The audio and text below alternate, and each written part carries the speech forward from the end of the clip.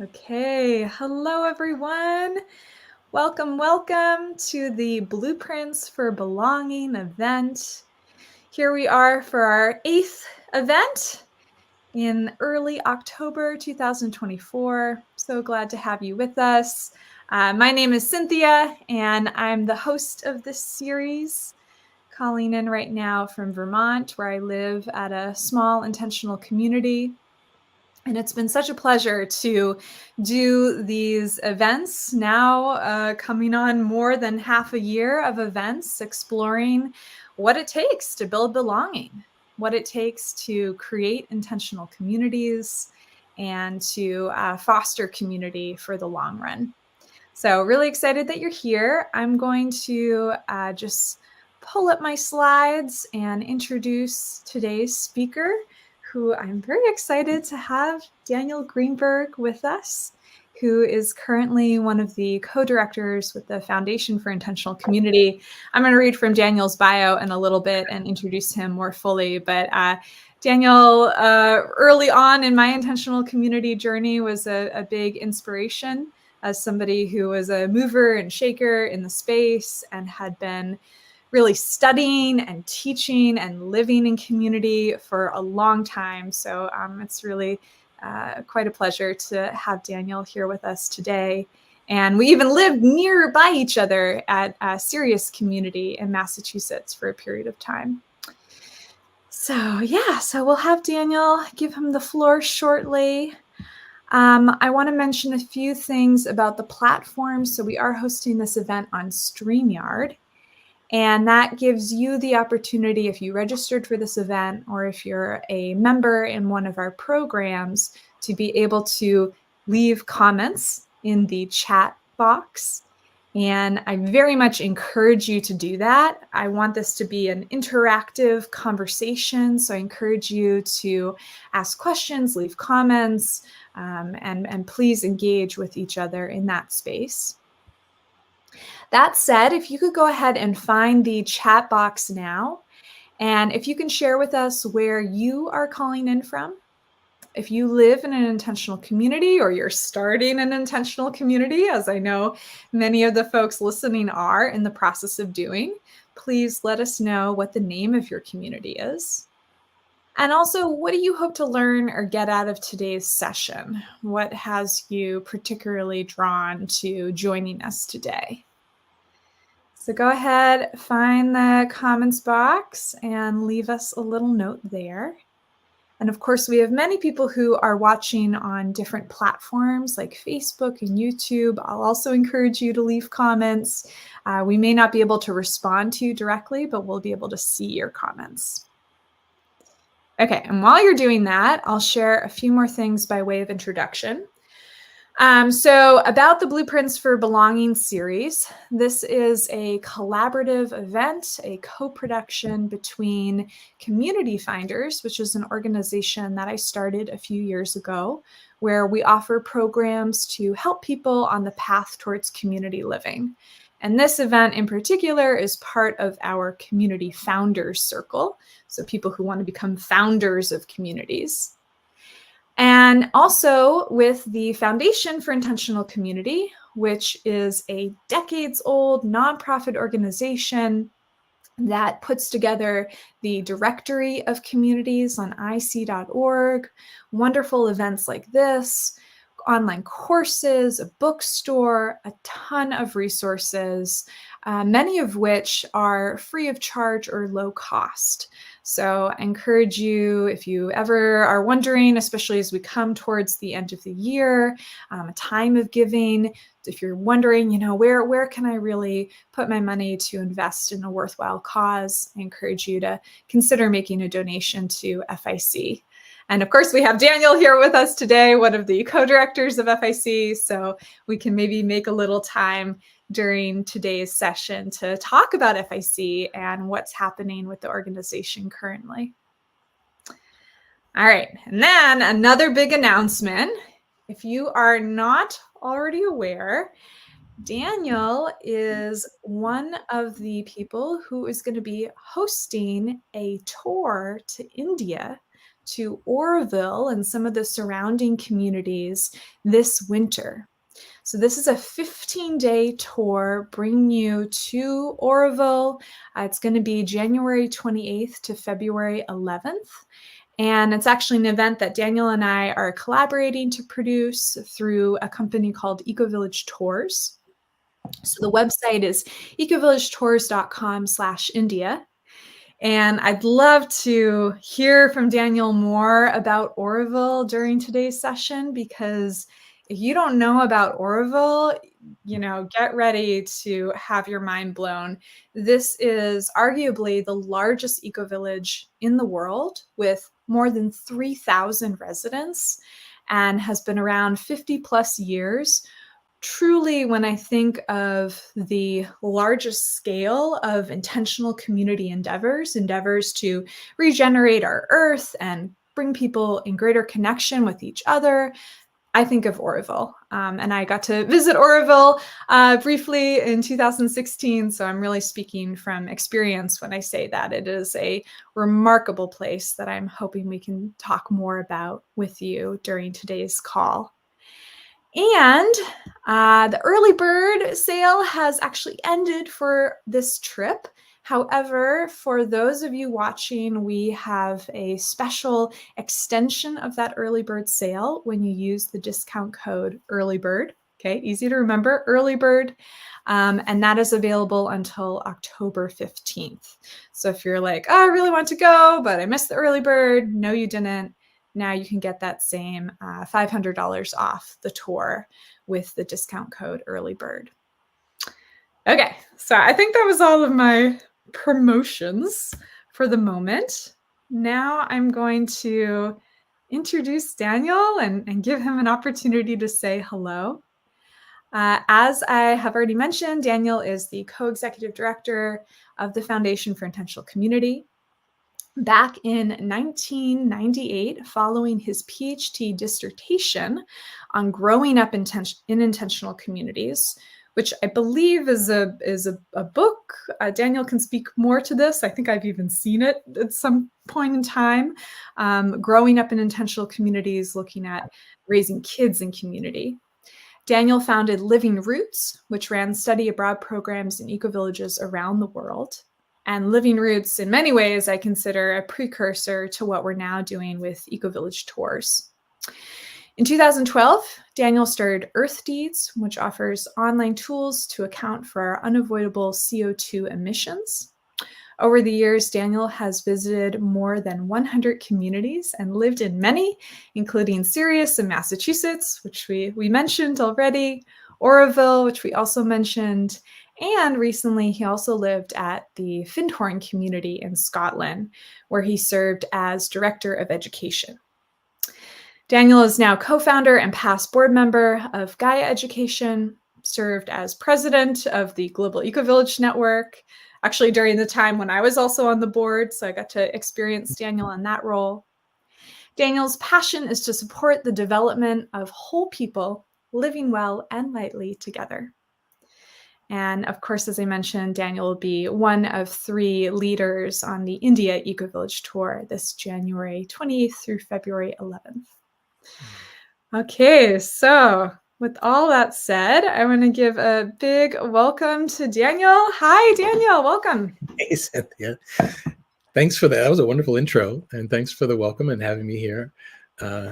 I actually remember first meeting you. I think it was in Schwalbenalp, the community in Switzerland, and you showed up on the scene, and right away I'm like, she's a keeper. She's going to go places. So it's been wonderful to share this path with you, and I'm sure there'll be many more opportunities as the years continue. Oh, thank you. Yeah, Schwalbenalp was 2013, so more than a decade ago. Yeah, and that was like my very first time getting introduced to ecovillages and all these hippies running around. Wide-eyed, but you were also very I was very wide-eyed, yes.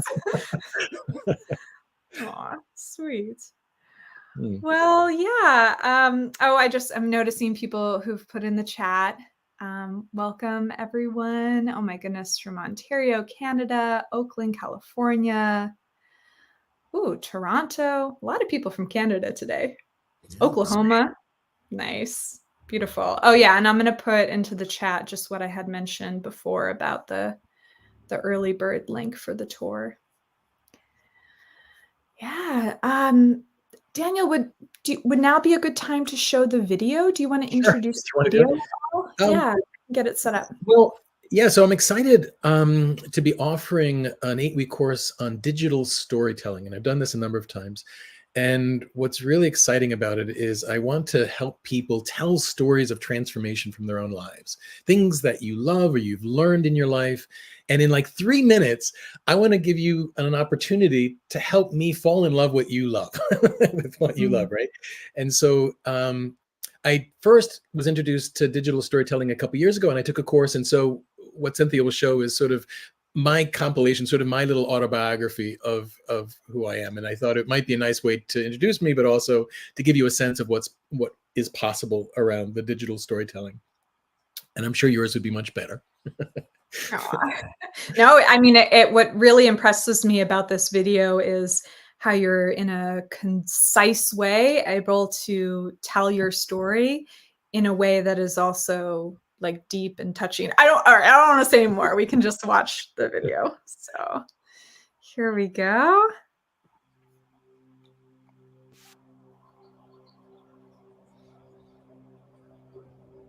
How did I get here? Growing up, I often felt like a stranger in a strange land, suburban Delaware. There were no front porches, and neighbors only came out to mow their perfect lawns. I was the only Jew in my school, and one December, my teacher helped classmates string popcorn and make Christmas ornaments, while I sat in a corner with a mimeograph of a Star of David and some broken crayons. Everything changed my sophomore year at Cornell. I taught in an after-school program. I learned to meditate and became a vegetarian. I discovered psychedelics. One night, while watching Star Trek reruns with friends, I said, you know what? I want to explore strange new worlds, to seek out new life and new civilizations. I wanted to find utopia. I switched my major from electrical engineering to child psychology and dreamed of creating a community school where everyone belongs. 4 years later, while pursuing field research for my doctoral thesis on children and education within contemporary intentional communities, I somehow convinced my girlfriend to join me on a tie-dyed odyssey to visit 30 communes in 9 months. Everywhere we went, kids learned real-life skills, called parents by their first names, and had actual friendships with grown-ups. I met other wandering Jews searching for community outside the temple, and we had long conversations about everything from parenting to permaculture to polyamory. An odd feeling snuck up on me. Maybe it was while helping clean after a group dinner, or in a community meeting. My heart felt full in a new way. Community life, initially so foreign, now felt intimate, ancient yet ever present, like I was a cell in a body, like a crew member on the Starship Enterprise, boldly going where no one has gone before. We later moved to a New Age community in Scotland. Then we raised 2 daughters at Sirius community in Western Massachusetts. I started a nonprofit which ran study abroad programs in ecovillages, and then served as president of the Global Ecovillage Network. And now we live in Auroville in South India, where 3,000 members from 60 countries are trying to build human unity and a city the Earth needs. It's a bold and strange new world for sure, but I am no longer a stranger.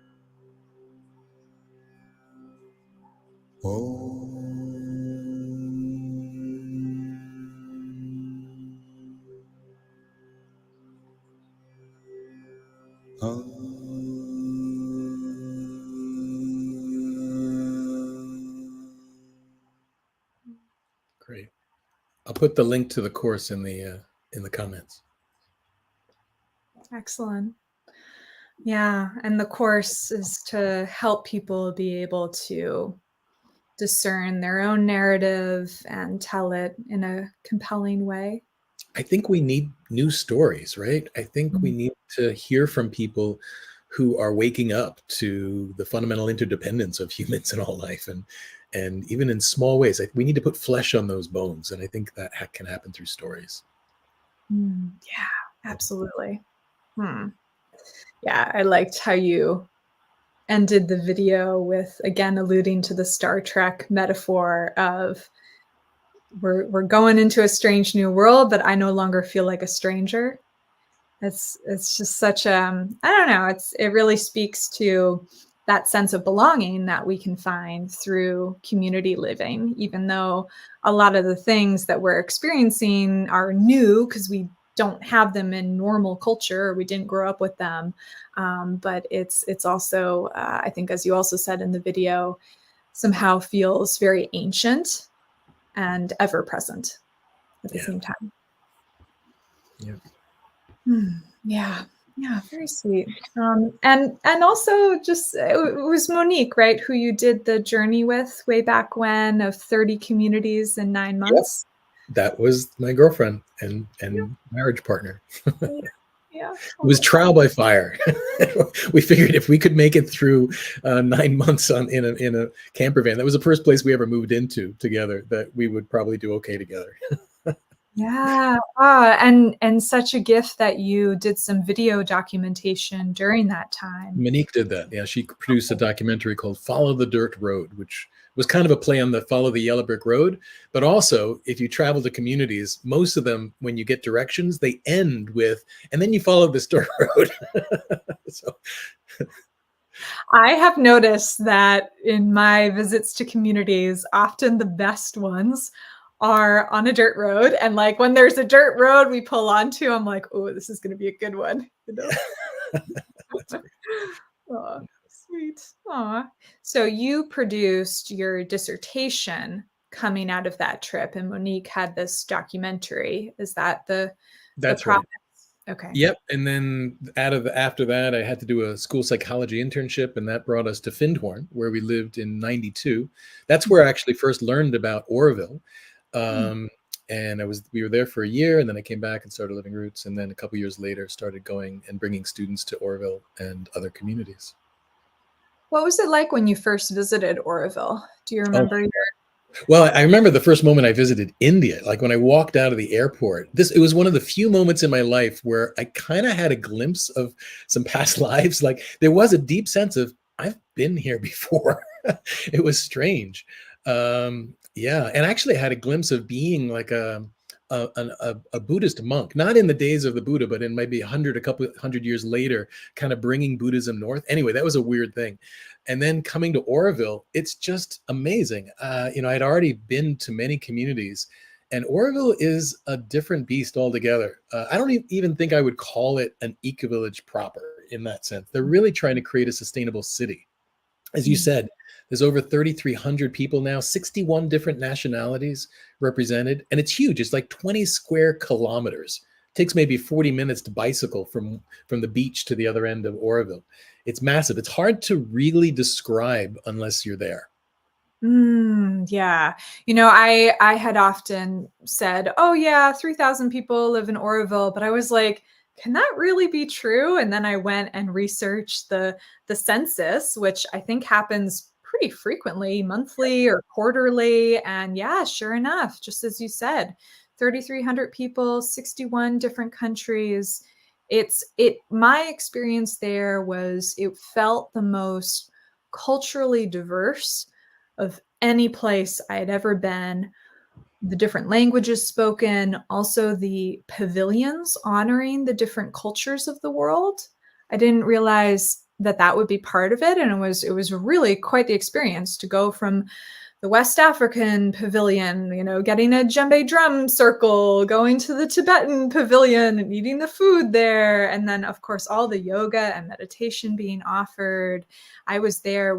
There was a film festival going on, just the vibrancy of activities and the people from all corners that have come to this very special place.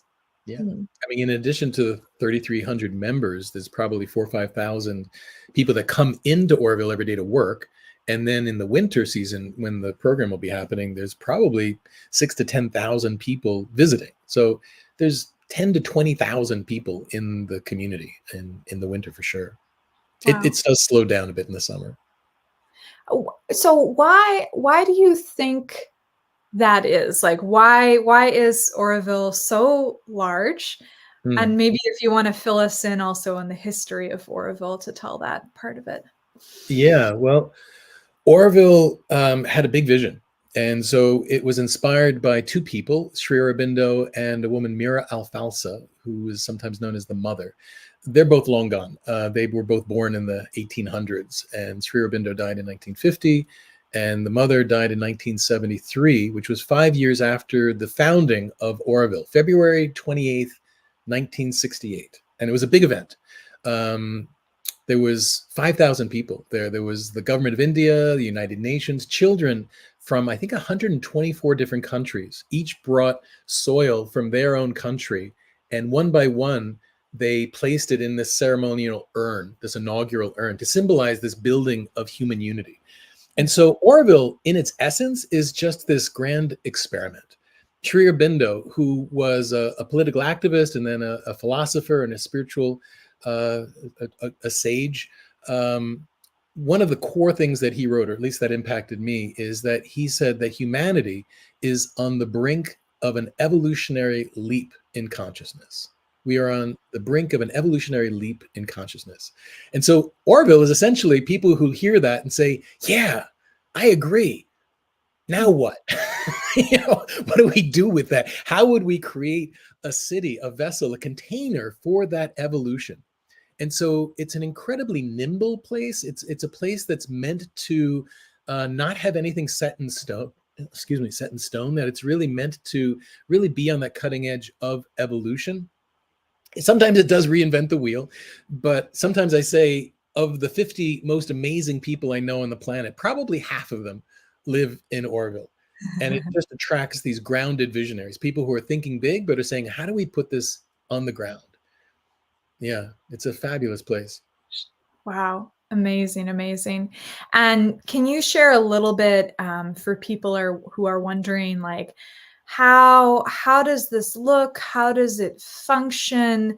Especially, we have maybe people who are listening who have a vision themselves for creating a community, maybe not quite as big as Auroville, but like kind of working in that direction, who really feel the call, like it's time to change things. I want to start a place that can be functional at bigger scales. I often hear a lot of visionaries who talk about creating like a replicable model of community or a really, really big community. And I'm like, go to Auroville first. Yeah, I mean, Auroville, it's very inspiring. I mean, for someone to say, I'm going to create an Auroville, that's very ambitious. I actually learned recently it is around the 10th most visited location in India.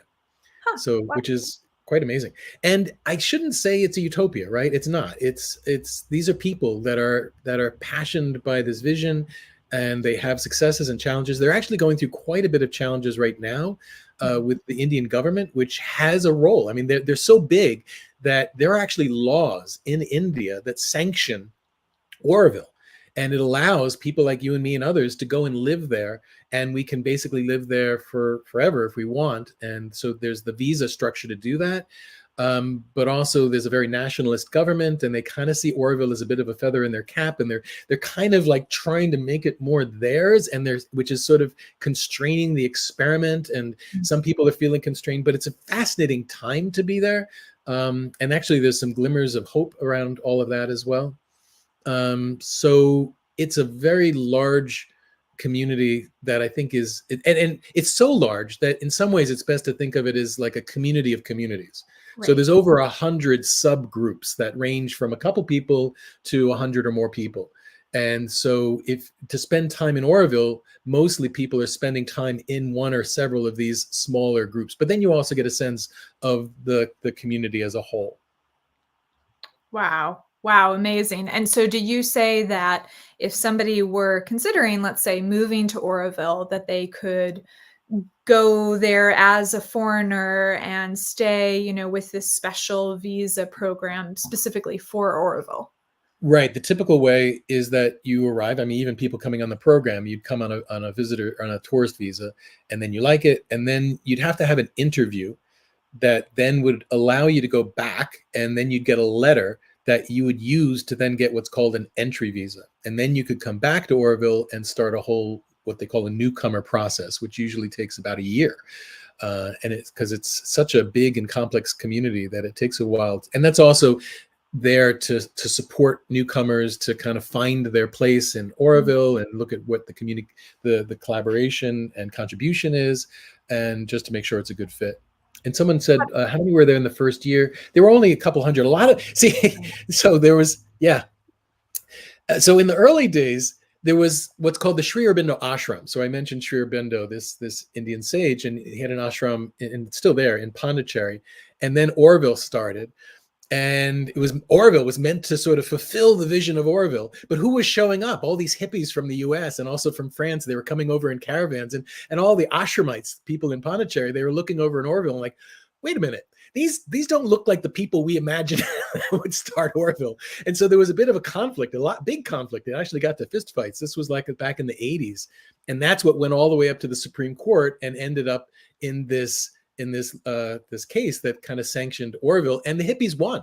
The first line of the charter, which is sort of like what Auroville's about, says that Auroville belongs to nobody in particular. Let me say that again. Auroville belongs to nobody in particular. Auroville belongs to humanity as a whole. But to live in Auroville, one must be a willing servitor of the divine consciousness. That's it. That's Auroville in a nutshell. And so basically the Supreme Court said, well, wait a minute.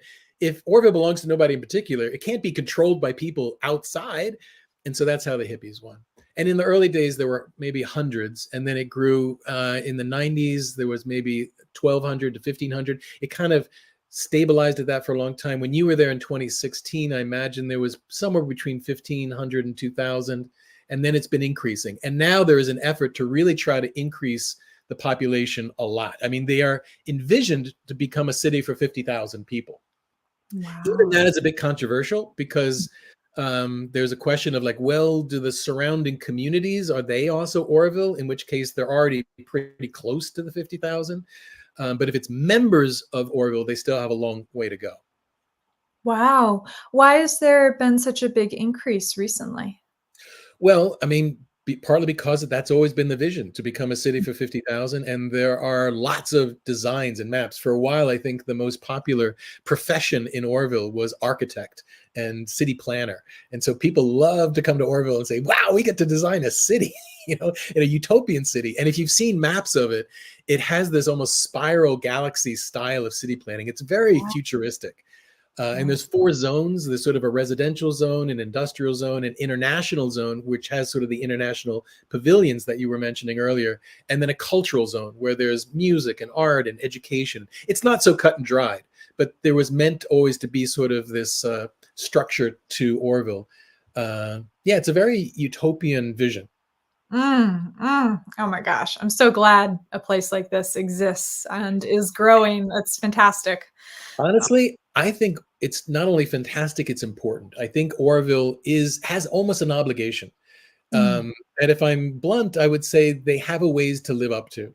I think in this great turning, as Joanna Macy and others have called it, toward a more sustainable future, and we are in this transformation, this crisis, as we are this caterpillar in our cocoon and the systems around us are dissolving, I think people are more and more looking to where are the models? Where are the places that we could live in greater harmony with each other and the planet? And there's ecovillages all over the world.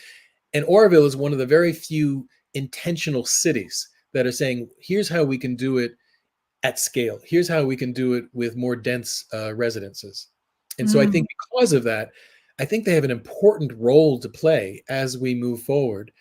And when I'm there, I'm really encouraging people, because when you're in any community, it's easy to get in the bubble, right? Everything is right there. It's like, it's so important, but then it's like, step back, folks, especially for people who are coming and going, we see how much of a symbol Auroville is in the world, and how inspiring it can be. And so I'm encouraging people to like step out of the bubble and start seeing what Auroville represents to the world in this moment right now. And let's live into that.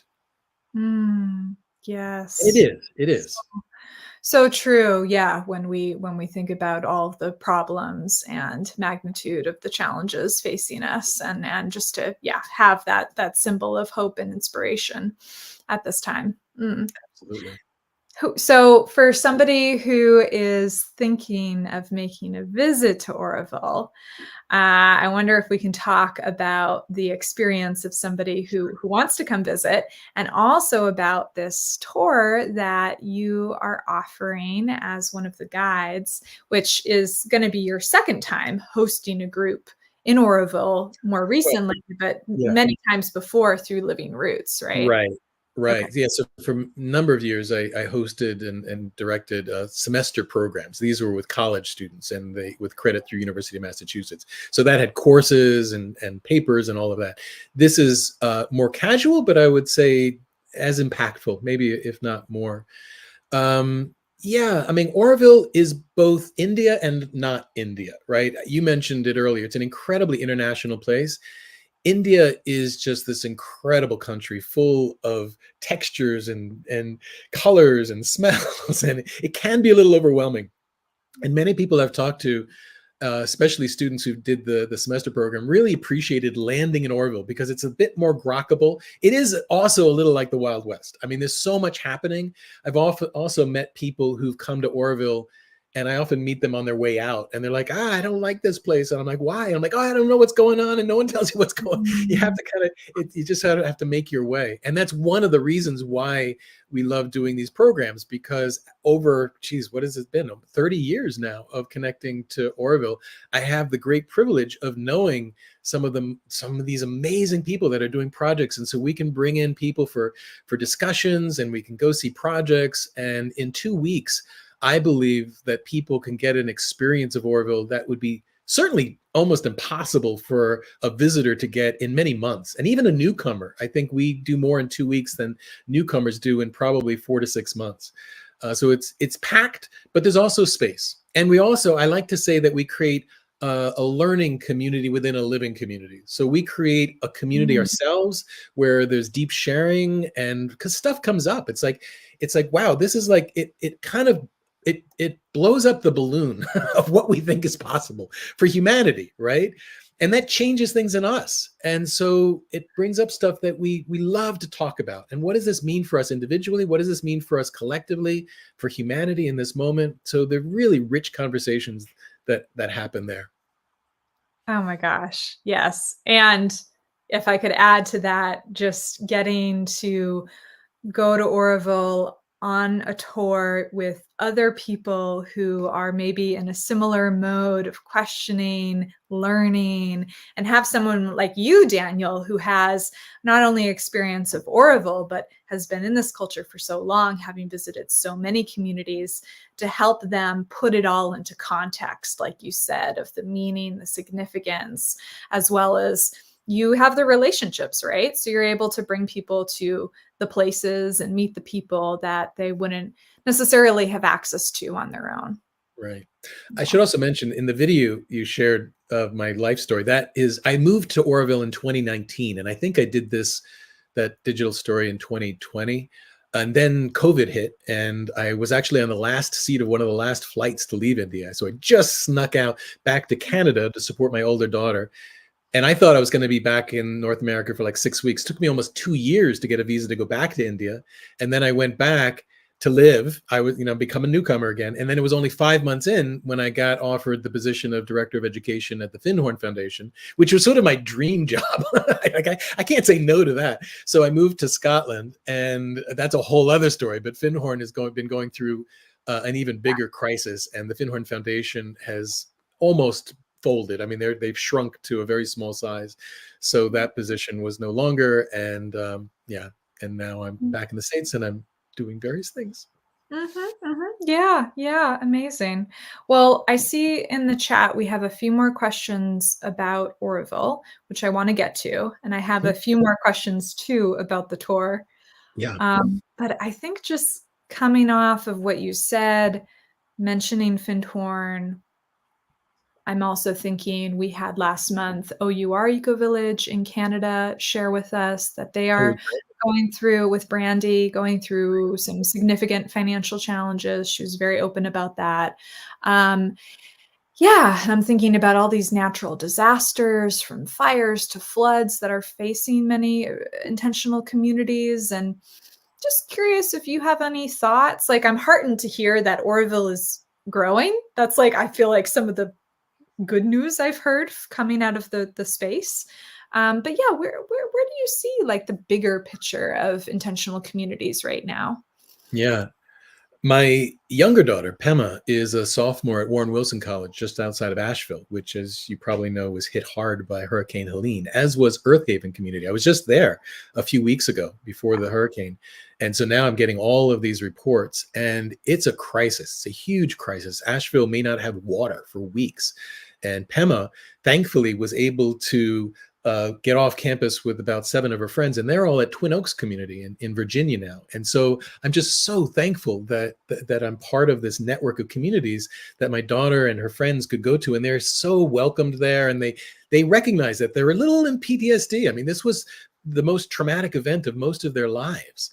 And so they're just sort of holed up, trying to processing what happened and figuring out how to get back.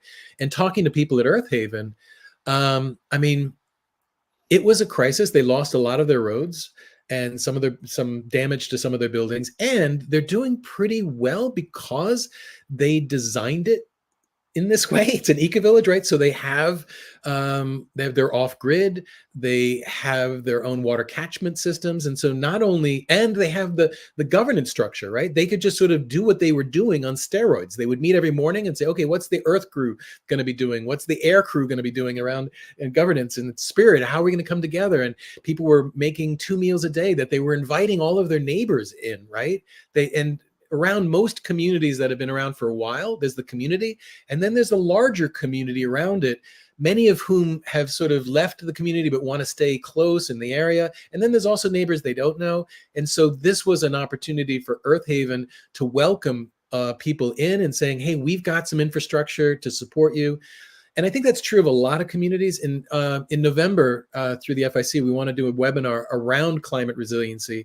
And actually, this is a call. If you know, anyone who's listening, if you know of communities that have been struggling with climate chaos, we want to hear from them. And because we want to address this exact question that you posed, like, where are communities in relation to that? I think that they are ahead of the curve. I think there's further they could go. But I think simply that they've been focusing on how do we live sustainably locally? How do we create more local energy, food, and governance in all of that? I think they're in a better position, whereas a lot of neighborhoods they're just stranded in Asheville and that area because they're relying on the municipality. They can't even get to them, but they also don't have the support network. Yeah. Thank you for putting in the GoFundMe. Appreciate that. Yeah, I'll bring that up on the screen. There is a GoFundMe campaign for Earth Haven community to help them rebuild. So gofundme.com/F/Earth Haven-recovery. They're doing well. I think they're over half of the way to their goal. So people are being very generous. Yes. Oh, yeah. Amazing. Like you said, showing that the strength of the network, not only of the community, but among the communities and surrounding supporters. Yeah, beautiful. Great. Yeah, and I'm excited to hear about that webinar. I'd be happy to share or connect you with a few communities I'm tracking that, have just been wiped out by fires or I know Brighton-Bush had some fires 3 years ago. Twin Oaks had big fires, but I wouldn't consider those climate related, maybe a little bit. I'm thinking like Hummingbird community in Mexico. Right. There was an eco-village in Northern California. That I heard about, So it would be good to hear from those places. Yeah, so that's the idea, is to get some of those together. And my mom used to say, if you can't set a good example, at least be a horrible warning. And I think most communities that we're wanting to talk about have a lot of good examples, a lot of good models. And occasionally there were like, there's communities like, oh man, we blew it. We didn't think about this. And that's important to know too. It's important to share. Like, where can we really learn from our mistakes as well? Mm-hmm. Yes, yes. Here. Oh, great. And Lynn says that they are 85% towards their goal of 100,000. Maybe they'll get even further after this call. Oh, yeah, let's hope so. Oh, great. Well, I'm glad to hear FIC is working on that project. Do you want to share anything else that's going on with FIC these days, or things you're excited about?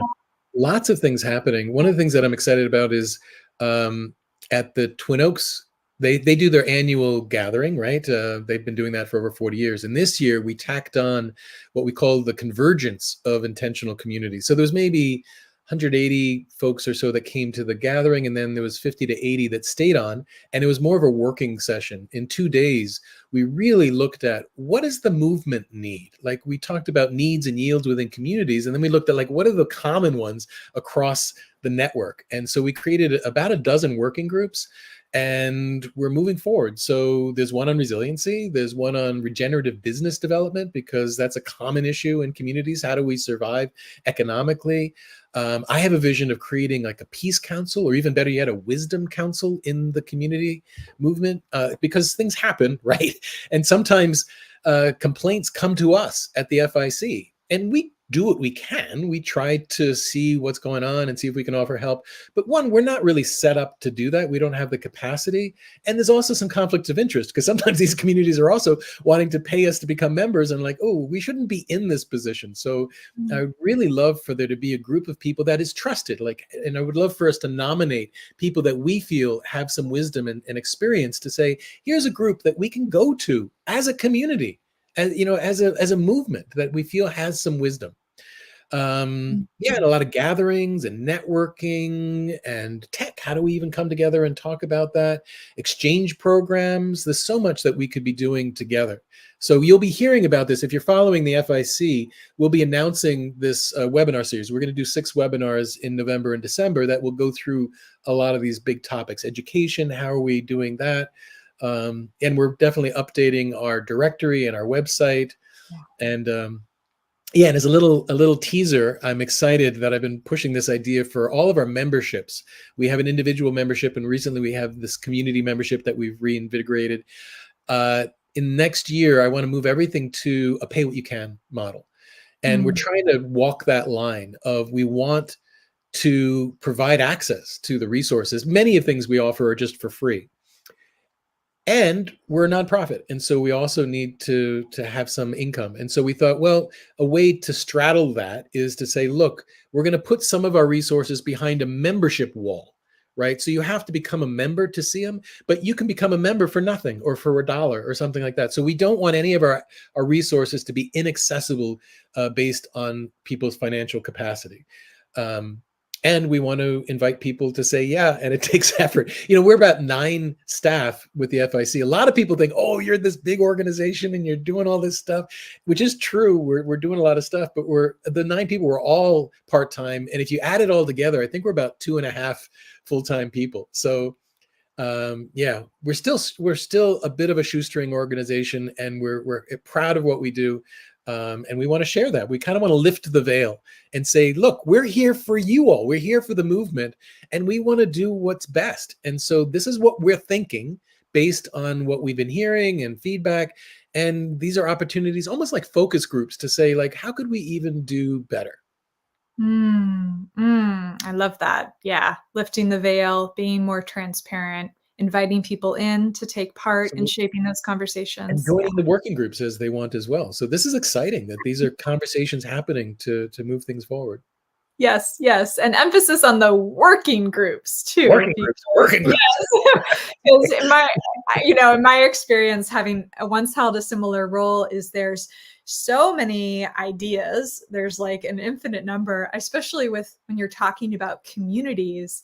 You're talking about groups of people living in human settlements. It encompasses the whole aspect of human life, from birth to death, food, shelter, all of it. And so there's like an infinite number of projects that could happen to support these communities, and how to strategize, how to focus. Right. Like you. I mean, you were staff of the FIC, and now I consider you sort of on the just the near fringe. I mean, you're right there, but we need more Cynthias, right? Because you're doing stuff that is so aligned to us, and it's wonderful to collaborate and say, how can we support each other?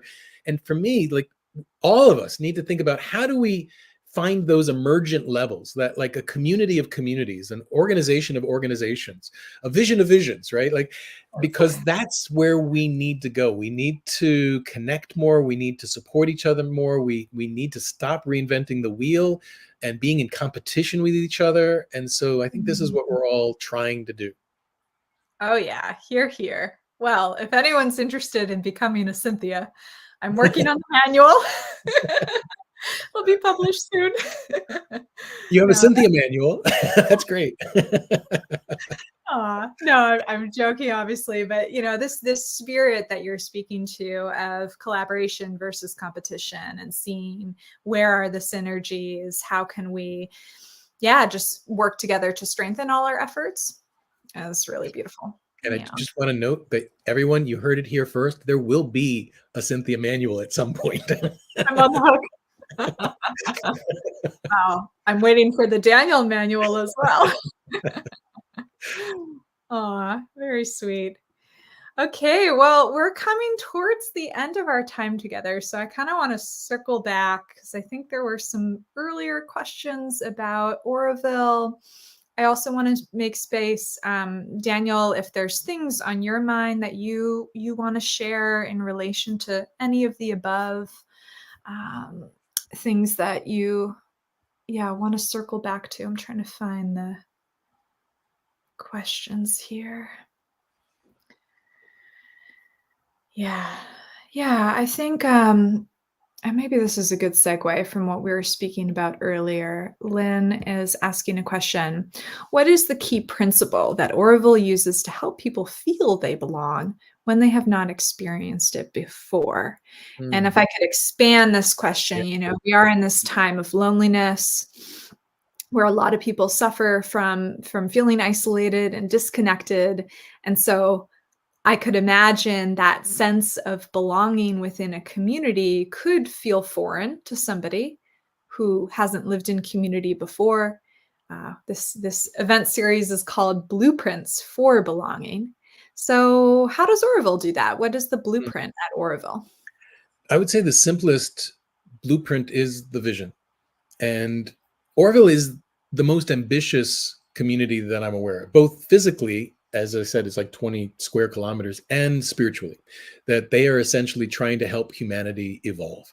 And so it attracts people who have a yes to that, and that connects us at a very deep level. I mean, there are conflicts in Auroville, sometimes big conflicts, right? But when I'm out in the world and I meet someone connected to Auroville, there's an immediate resonance. There's like, oh, you get it too. You're in the club. You're part of this change maker effort on the planet right now. So I think that's something that is really what ties people together. And then there's things that happen. I mean, there's ways for people to connect in Auroville. There's a large, what's called the solar kitchen, and it makes like 1,500 meals a day, all using the power of the sun. It's got a huge semispheric, it's not a parabola, but a semispheric mirrored dome or dish on the top that collects sunlight, and it uses that heat to cook all these meals. There's lots of cultural events. Auroville is a place that it can take a little while to get to know people, but when I'm there, like, I'm just running into people all day long, like on my bike, at meals, and we're like ants in an anthill, right? We'll just say like, oh, here's the thing that I wanted to share with you, share with me, and then it's like we go on with our day. And it's a place that you can have an idea and say, I've got this thing. And you talk to someone, they're like, that's cool, let's have lunch, let's talk about that. Oh, I think so, I know some other people that might want to be in on this. And suddenly you've got a group, things are happening. And it's a wonderful place to get things happening, because that's sort of the modus operandi. That's sort of the whole purpose, is to say, let's create the new. I'd say that is the main thing. And then you could go to the other side. I mean, there are challenges because it's so intercultural. That can create wonderful opportunities and challenges of understanding and misunderstanding. There's a little story I remember from years ago when there was a Frenchman and a Tamil man. They were working on building a house, and they were putting up a door. And I think the Tamil man had the door on the hinge, and he was sort of closing it. And the Frenchman had his finger in the hinge, and it was closing on his finger. And he was, I don't know exactly how to say it in French, medva, you know, my finger, which in Tamil means like slowly. And so the Tamil man, well, okay. And he's like, and so that, you know, but that's just one little example. But it is the bigger opportunity is to say, how do we bridge these divides? How do we actually find that common language that is more global? Yes. Did we get something? Oh, that's sweet. Someone said that you're inspiring me to start one here, but am limited by resources. Well, it's true. We are limited by resources. But then again, the vision doesn't have to be limited, right? And I think it's the vision attracts resources. If we have a vision that is inspiring, like you say, put it out there. I mean, that's essentially what Auroville was. It was just a vision that was put out by the mother, Miral Falsa, and it attracted thousands and thousands of people around the world. Yes. And I'm thinking back to your course that you're offering and helping people uncover maybe their vision and be able to express that. How do people find out about the course you're offering, Daniel? The storytelling. Yeah, storytelling. Oh, I put it in the link. I'm offering it through GEN, the Global Ecovillage Network, interestingly, just because of logistics. And then but it's also being promoted through the FIC and also Gaia Education. And there's going to be a general assembly of what they call of folks involved in the Global Ecovillage Network next week. And so I'm hoping to put it out there. One thing that is interesting is that next year is a big year. It's an anniversary year for both GEN and Gaia Education. It'll be the 30th anniversary of GEN, the 20th anniversary of Gaia Education. And so one of the ways we want to celebrate is tell stories. And so I'm in particular looking for people within the movement and in communities that can tell stories of how they got to where they are, or a moment that kind of woke them up. Because honestly, you know this too. I mean, we talk about this all the time, and often in mainstream audiences where people are kind of like, they're like, what? You know, what are you talking about? This exists. This is, you know, and they're sort of looking on the outside in. And so it's hard to express what it really means. I often feel like communities and ecovillages, it's sort of like they're telling stories or singing songs that you can't fully hear unless you're immersed in them. And so that's one of the reasons why I love doing these tours, because most of the program is just helping people understand their experience of just like, what? This is like busting my models of what I thought was possible. And it's actually reconfiguring who I think I am. I remember I first was inspired to start Living Roots when I was living at Findhorn. And a friend brought over some college students. It was the first, I think, college group that they had. And everyone was worried that they were going to make a big mess, which they did. But it was also wonderful because they had wonderful feedback, and they were blunt, you know, in their criticisms of the community. And I remember being in their closing circle. And every one of them, this was like in 2 weeks at Findhorn, they were like, I'm not the same person I was when I arrived. There's something fundamentally different. And I had goosebumps because I had that same feeling when I started traveling to communities. It's like there's this waking up into something that you don't go back into. And actually, I would say it's less like we're creating a vision. It's more like we're releasing our mistaken beliefs, the stories that no longer serve us, right? Because we are living in stories that have been around for millennia and that are now culminating in capitalism and exploitation and you know, all these things that are creating the climate crisis. And I think all the things that are happening now in some ways are the perfect karma. It's exactly the end result of our collective story of who we think we are on this planet. And it is the level of crisis. It is an existential crisis, which I think is the only thing that is going to shake us out of our complacency. And actually, you know, someone said recently, and I think this is an amazing line, they say, and it's true, that it's easier to imagine the end of civilization than it is the end of capitalism. You know, like a lot of our dystopian movies and novels are about sort of the end of civilization. It's like, wait a minute. Do we have to go there? what we're living is a story. We can change our story. And eco-villages are essentially these beta test centers. They're living laboratories for how do we live a different story. So can't remember where I started. Well said. Yes, here. Absolutely. That was beautiful. I think what you said, especially about eco-villages being places for people to inhabit a new story, or maybe even a bigger sense, just drop the stories that they have had thrusted upon them through life in our modern time, and envision a future that is not ending in catastrophe, but creating a different possibility. Yeah. Yeah, because if you're listening now, I think you agree probably that we are fundamentally interdependent with each other in all life, right? So that is the truth. And if we're not living that truth, then we're not living a true story. Yes, absolutely.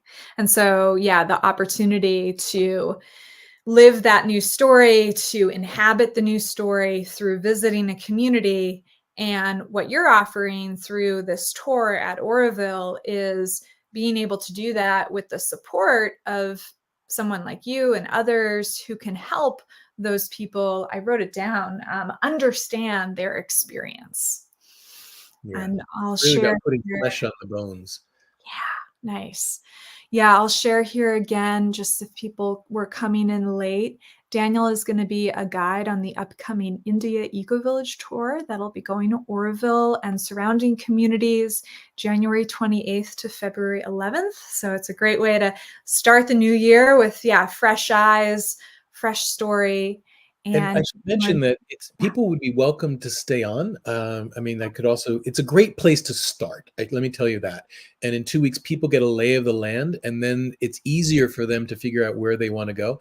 I should also say that there are some interesting possibilities coming up after that. There's the Global Ecovillage Network of India is looking at creating some ground tours that some of them might start from Auroville. And I think there's going to be a big ecological festival in the beginning of March. And so I'm excited about those things as well. I mean, there's not that much information yet about those, but just invite people who want to come to stay on, because there's a lot. And if you're going to go that far, I do encourage you to take some time. Yes, I really agree with that. I mean, a journey to India is a long journey, and so it makes sense to stay longer. And this is a wonderful introduction to help you feel comfortable with navigating Auroville and the area. Can I And also just mention, since go back just one thing, because that picture, I just want, because people are like, what is that? That's called the Macha Mandir. That's actually the tree just to the right is a huge banyan tree. That's at the physical center of Auroville. The Macha Mandir is meant to be a place for concentration, meditation. It's not a place for groups to go, and it's certainly not a place for religion. But it's a place for individuals to go and just seek silence, seek that wisdom within. And it's meant to look like a lotus flower, although a lot of people think Epcot Center or golf ball. But those 12 kind of petals around it are also meditation chambers. But it's a very powerful place. It's amazing. And the gardens around it are just phenomenal as well. Yes. And I think it's hard to appreciate the scale. Like if you lean forward in your screen, you can kind of just make out like a person walking into it. It's massive, covered in leaf gold, inside marble meditation chamber. And I think as equally impressive as the man-made structure is this banyan tree off to the right-hand side on this photo. Ooh, just like nature's temple. Amazing. They were both many decades in development. Yes. The Macha Mandir and the banyan tree. Oh yeah. Oh, hopefully supporting one another. And and I wanted to mention here again the discount code that we're offering, early bird, where you can still get that early bird discount now through October 15th. And here's the photo you can see of what the banyan tree looks like. Oh, yeah. Now with drones, now you see all these different. It's a very photogenic community, by the way. So if you come, bring a good camera. Oh yes. I mean, most of it's on their phones now, but yeah.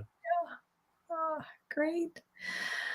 Well, I think that's a wrap on our conversation. Daniel, it's such a pleasure to spend time with you. And I just, yeah, I took a lot of notes actually from like little snippets of what you shared, just because I find it's so inspiring how connected you are to, a vision for the future that honors fully our interdependence and interbeing even. I think I might have even learned that phrase first from you. So I feel just very grateful that you are doing the work that you're doing and shining the light that you are with FIC and all of these other communities you're part of, and just a lot of gratitude to you.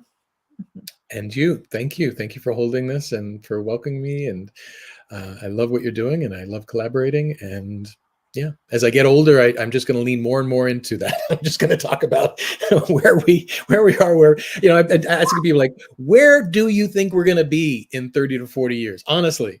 And then who do we need to be then as individuals, as communities, as a collective of communities? And then how do we get from here to there? These are the essential questions, and communities are forging some of the pathways. Yes, great. Well, I encourage everyone listening to sit with those questions in your own way. And thank you to everyone for your good questions during our conversation. Thank you for showing up and doing the work that you're doing in your own spaces. I hope you got some inspiration, maybe some insights from today's conversation. And I hope to see you again next time when we do our next Blueprints for Belonging, probably at the beginning of November. All right. Take care, everyone. Thank you so much.